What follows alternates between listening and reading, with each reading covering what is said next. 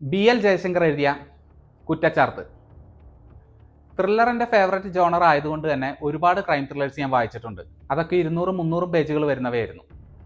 കാരണം എഴുത്തുകാർക്ക് വായനക്കാരെ കൺഫ്യൂസ് ചെയ്യിക്കാനും അതുപോലെ തന്നെ കൺവിൻസ് ചെയ്യിക്കാനും അത്രയും പേജുകൾ ആവശ്യമാണ്.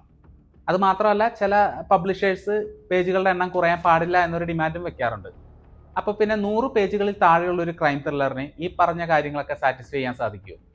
അതിനുള്ള ഉത്തരമാണ് PL ജയശങ്കർ എഴുതിയ കുറ്റച്ചാർത്ത്.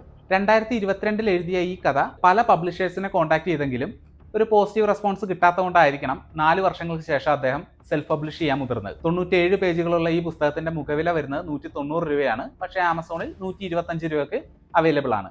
ലിങ്ക് ഞാൻ ബയോയിൽ ആഡ് ചെയ്തിട്ടുണ്ട്. ഇനി അഥവാ ആമസോണിൽ അവൈലബിൾ അല്ല എങ്കിൽ ഓതറിനെ കോൺടാക്ട് ചെയ്താലും മതിയാവും. ഇതൊരു ചെറിയ ക്രൈം ത്രില്ലർ ആയതുകൊണ്ട് ഡീറ്റെയിൽ ആയിട്ട് എക്സ്പ്ലെയിൻ ചെയ്യാൻ പറ്റില്ല. പക്ഷേ എങ്കിലും ഒരു സിനോപ്സിസ് പോലെ പറയുകയാണെങ്കിൽ, ഒരു കടൽ തീരത്ത് 2 മൃതദേഹങ്ങൾ അടിയുന്നു. 2 പേരും തമ്മിൽ യാതൊരു ബന്ധവും പ്രഥമ ദൃഷ്ട്യാലില്ല.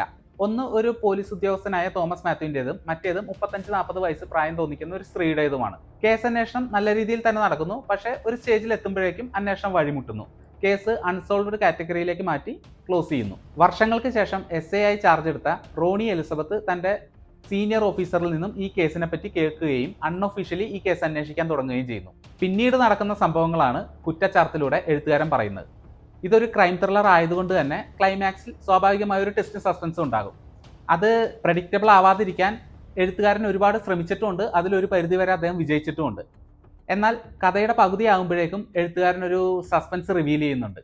എന്നെ സംബന്ധിച്ച് ആ ഒരു സസ്പെൻസ് തീർത്തും അൺപ്രഡിക്റ്റബിൾ ആയിരുന്നു. 1.5 മണിക്കൂർ കൊണ്ട് വായിച്ചു തീർക്കാൻ പറ്റുന്ന ഒരു ചെറിയൊരു ക്രൈം ത്രില്ലറാണ് കുറ്റച്ചാർത്ത്. ബിഗിനർ ഫ്രണ്ട്ലി ആണ്.